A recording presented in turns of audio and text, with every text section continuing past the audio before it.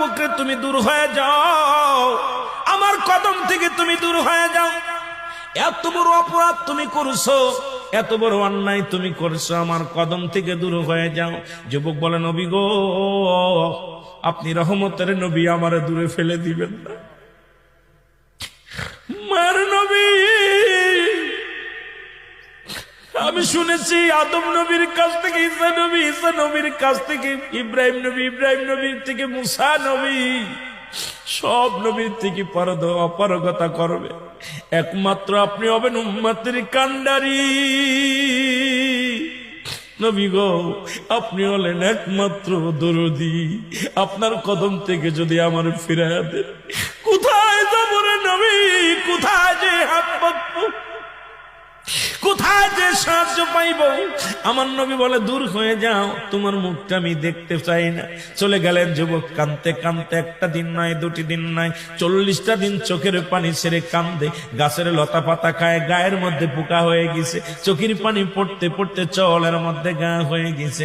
আমার দাদু ভাইয়েরা, ও আমার দরদি বন্ধুরা, শুনে না, সমস্ত গায়ের মধ্যে পোকা হয়ে গেছে, কঙ্কাল হয়ে গেছে, দেহখানা শুকাইয়া কান্দে আর বলে, আল্লাহ তুমি আমার মাফ করে দাও, আমি পাপী, আমি অপরাধী, আমার তুমি মাফ করে দাও, কবরে কান্দায়ও না। আল্লাহ, মানুষের প্রথম বিপদ হলো মরণ, দ্বিতীয় বিপদ হলো কবর, তৃতীয় বিপদ হলো কিয়ামতের ময়দান। আল্লাহ, একটার চাইতে একটা বড় বিপদ, তুমি আমারে মাফ করে দাও, আমারে তুমি ক্ষমা করে দাও আল্লাহ, ও আল্লাহ তুমি আমারে মাফ করে দাও। কানতে কানতে যুবকের দেহখানা কঙ্কাল হয়ে গেলেন। এলহাম আলো, যুবকের আর কান্দিস না, তোর চোখের পানি আল্লাহ সইতে পারে না। যিনি আসমান জমিনের মালিক, এই ভূখণ্ডের মালিক, যিনি চূর্ণ বিচ্ছিন্ন করে দিবে জমিনটা, আল্লাহ বলে, কুল্লু মান আলাইহা ফান, সব কিছু শেষ করে দিবে আমার আল্লাহ। আল্লাহ বলে, বান্দারে, এই জমিনটা চূর্ণ বিচ্ছিন্ন করে দিব আমি,